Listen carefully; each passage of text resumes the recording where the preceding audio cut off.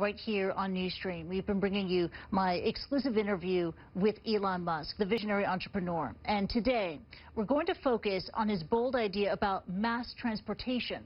I'm talking about hyperloop. Now, the plan is to build tubes that carry passengers inside futuristic pods that travel at super high speeds. And Musk has been inviting others to work on a prototype. A couple quick questions about hyperloop. It's an idea that you came up with. You gave it away because you had no time to deal with it. Yeah. A number of companies are taking it on. There is traction. It's gaining momentum.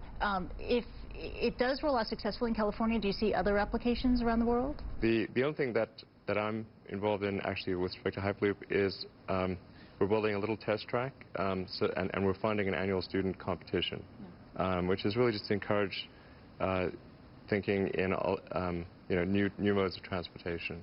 It seems to have gotten a fair bit of momentum at the college level.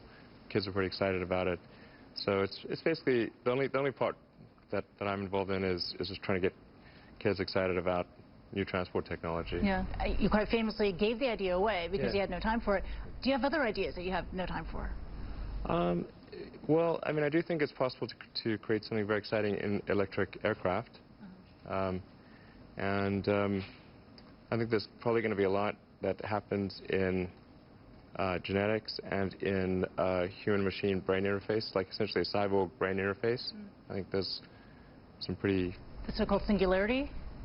Singularity, well, that's sort of more relating to deep AI. It's something I think we should be concerned about, because that may or may not turn out well. Yeah. You've expressed your reservations about AI and your fears about that. Yeah, I just think the singularity is probably the right word, because we just don't know what's going to happen once there's intelligence substantially greater than that of a human brain. Yeah, and do you think, I mean, because there's been a lot of sci-fi about AI, series like Humans, etc. It's entering the mainstream, entering the public discourse, that people are understanding the ethical dangers and the, I guess, physical dangers that AI could potentially pose? I mean, most of the movies and TV featuring AI, they don't describe it in quite the way it's likely to actually take place. But I think you just have to consider, like, even in the benign scenario where if AI is much smarter than a person, what do we do? Yeah. What job do we have? Believe in a benevolent AI force and cross our fingers? Yeah, just like but that's the benign scenario. Benign scenario, the AI can do any job that a human can, but better. Yeah. That's the benign scenario.